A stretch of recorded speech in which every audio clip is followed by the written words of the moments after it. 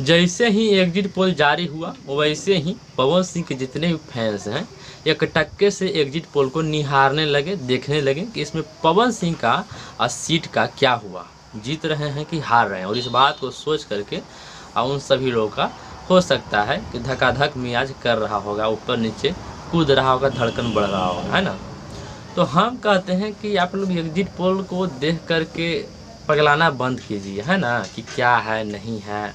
इसका सच्चाई उसी तरह से है। हम बार बार कहते हैं कि एग्जिट पोल का सच्चाई वो उतना ही है जितना कि जो फिल्म में मार धाड़ वाला सीन होता है। मतलब जैसे नहीं, फिल्म में गुंडा को मार दिया जाता है तो फिर वो गुंडा मतलब अगला फिल्म में काम कैसे करता है ना, तो उसी तरह से एग्जिट पोल भी है।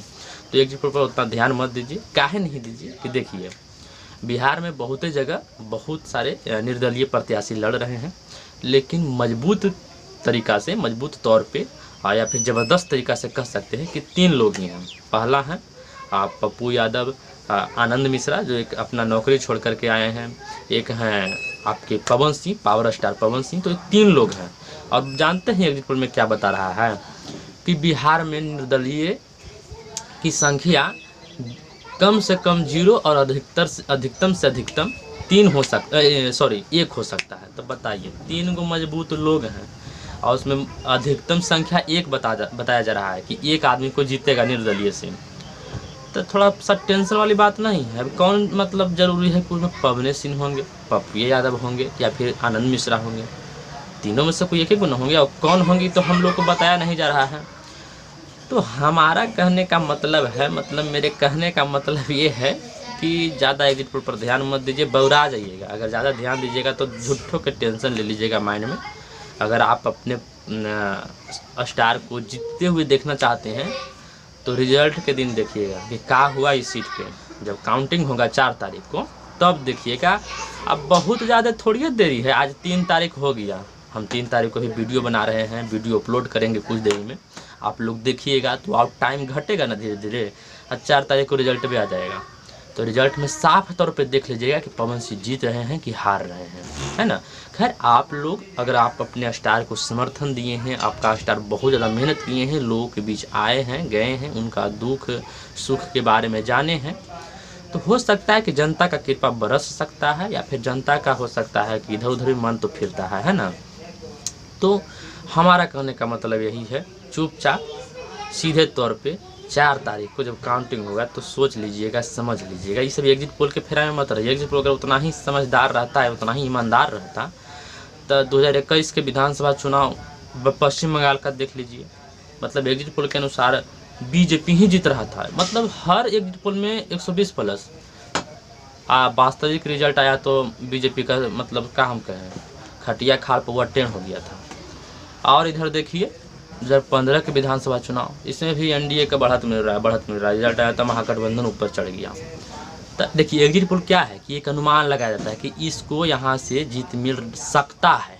ऐसा थोड़ी है कि सगरो मतलब एक आदमी से माइक लेके पूछा कि आप किसको वोट दे रहे हैं। अब ये भी ध्यान दीजिए कि अगर आपसे मान लीजिए कि कोई पूछ रहा है कि आप किसको वोट दे रहे हैं, आप किसी के समर्थन में बोल दिए, हो सकता है कि वोट देने से पहले आपका कोई माइंड वॉश कर दे, ब्रेन वॉश कर दे, है ना। तो आप चकमका जाइएगा कि नहीं ठीक है, छोड़ो उसको, जिसको बारे में आदमी बड़ाई कर रहा है उसी को वोट दे देते हैं। तो कोई माने मतलब ना हुआ। हाँ देखिए एग्जिट पोल देखना, सुनना, समझना या फिर जारी करना गलत नहीं है, लेकिन उसके अनुसार आपस में लड़ जाना, झगड़ जाना कि नहीं देखो एग्जिट पोल में ये है, तुम्हारा प्रत्याशी हार गया, हमारा प्रत्याशी जीत गया, तो ये है वह दिस डेट करना बंद कीजिए। जो वास्तविक परिणाम होगा 4 तारीख को आएगा। सुबह से ही कुर्सी लगा कर टीवी के सामने बैठ जाइएगा, या फिर मोबाइल पर देखेबे करता है, यूट्यूब पर भी लाइव होता है, उस पर भी देख लीजिएगा। अपने प्रत्याशी का जीत के लिए आप जो भी है मन्नत मांगना है, दुआ मांगना है, करते रहिए। लेकिन हम कहेंगे चुपचाप कि एग्जिट पोल पर ध्यान मत दीजिए। एग्जिट पोल बहुत ही सही नहीं होता है। सही क्या है ये एग्जिट पोल जो जारी हुआ उसमें बहुत गलत आंकड़ा दे दिया। आपको बता देते हैं, बता रहा है कि बिहार में चिराग पासवान का पार्टी 6 सीट पर उसको जीत मिल रहा है। अब बताइए 5 सीट पे लड़बे कर रहा था, 6 सीट पर वो कहाँ से जीतेगा। झारखंड में CPIM 1 सीट पे लड़ रहा है, उसको 3 सीट दे रहा है एग्जिट पोल में। हरियाणा में टोटल 10 को सीटें है, जी न्यूज़ बता रहा है कि 16 से 19 सीट NDA को मिल रहा है। बताइए ना, हिमाचल प्रदेश में टोटल 4 सीट है, एग्जिट पोल में 6 से 8 सीट एनडीए को, मतलब खाली। देखिए हम ही नहीं कह रहे हैं कि एग्जिट पोल में जो बता रहा है कि आपकी एनडीए का सरकार बनेगा या फिर आपकी बीजेपी का सरकार बनेगा, ये कह रहा है तो गलत है। ये नहीं गलत है, गलत ये कि आंकड़ा गलत दिखा रहा है। तो आंकड़ा जब गलत दिखा रहा है तो कौन मानता है कि इसका एग्जिट पोल बहुत साफ सुथरा और बड़ी फ्रेश होगा। आंकड़ा गलत है तो इसका मतलब है ना, समझ सकते हैं। इतना बड़ा बड़ा न्यूज़ चैनल है, इतना बड़ा बड़ा मतलब एनालिसिस करता है, जो एग्जिट पोल निकालता है, इतना बहुत बड़ा संस्थान है, बहुत पहले से काम कर रहा है, तो इन लोगों का आंकड़ा तो कम से कम सही बैठाना चाहिए था। तो आंकड़ा गलत है तो एग्जिट पोल सही होगा इतना हमको विश्वास तो नहीं हो रहा है। माने हम क्या कहें, देखिए एग्जिट पोल को समझिए कि एक अनुमान कोई आदमी घर में बैठ के लगा दे रहा है बिना मतलब के। जनता से अगर पूछता तब ना इसको हम सही मानते। आप यही देखिए कि आप पवन सिंह को वोट दिए हैं, आपको उससे पूछा है पहले कोई न्यूज़ चैनल वाला या फिर कोई मीडिया संस्थान कि आप किसके पक्ष में वोट दिए हैं? पूछा है नहीं ना।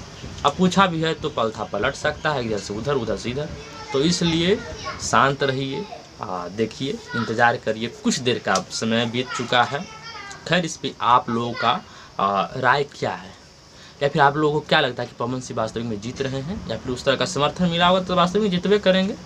खैर आप लोग को जो भी लग रहा है कमेंट बॉक्स में बता सकते हैं। और मेरा वीडियो अच्छा लगा हो, मेरे बताने का तरीका अच्छा लगा हो, आप लोग को समझाने का तरीका अच्छा लगा हो तो लाइक कर दीजिएगा। मेरे चैनल पर नए चैनल को सब्सक्राइब कर लीजिए। मिलते हैं कोई और अगली वीडियो के साथ, तब तक के लिए टेक केयर, बाय बाय।